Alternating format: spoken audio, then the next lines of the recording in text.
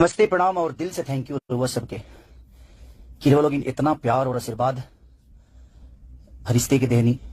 जितना भी हॉल मालिक से हमारा बात भइल, डिस्ट्रीब्यूटर से बात भइल, जे भी बा वो सिनेमा से जुड़ल जितना भी लोग बा, जितना लोग से हमारा बात भइल, सबके जुबान पे यह बात रहला कि केजीएफ के जवन इनिशियल रहे बाबू, वो इनिशियल लोग के प्यार जवन केजीएफ के मिलल बिहार में, वह प्यार आज फरिश्ते के मिलता। तो दिल से प्रणाम। आनंद मंदिर से लेके छपरा से लेके हाजीपुर से लेके सीतामढ़ी से लेके मोतिहारी तक, इनके से आपके पटना के बिना सिनेमा, हर जगह से एगो इतना पॉजिटिव और यह प्यार हम चाहता नहीं कि वो लोग हर दिन दी, हर रोज अगर यह प्यार मिल गई ना, ज्यादा से ज्यादा 4 सप्ताह ये प्यार और आशीर्वाद रहो सबके जे भी देख ले लागत है कि ना ये बेहतर सिनेमा बा, परिवार के साथ देखे लायक बा, तो प्लीज रहो सभी देखिए करा के।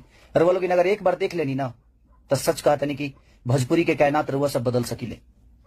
आज आनंद मंदिर गेट तक ले टूट गई है। एगो वीडियो आई हमारा लगे, देख के अच्छा लगल है, ठीक बा, नुकसान भइल, लेकिन पहली बार आज एगो साउथ फिल्म के केजीएफ के तरह ओपनिंग माने बहुत दिन बाद हमके लगता है 4 से 5 साल बाद ऐसा दृश्य भोजपुरी सिनेमा के देखे के मिलल बा, भोजपुरी एक्टरों के देखे के मिलल बा, भोजपुरी डायरेक्टर के देखे के मिलल बा। आई सब रउआ सबके प्यार और आज लोग साबित कर देने की अगर बेहतर सिनेमा केहू करी तो अभी अपन भोजपुरी के जनता अभी लुप्त नहीं भइल। भोजपुरी के जनता आज भी जागल बा, अगर बेहतर सिनेमा हुई तो ओकरा खातिर वो सब अपन दिलो जान लगा दे कि हाँ हमने के एगो बड़ा स्तंभ खड़ा करे के बा। आई ऊर्जा वो सबके देख के इतना प्यारा लगा था। हम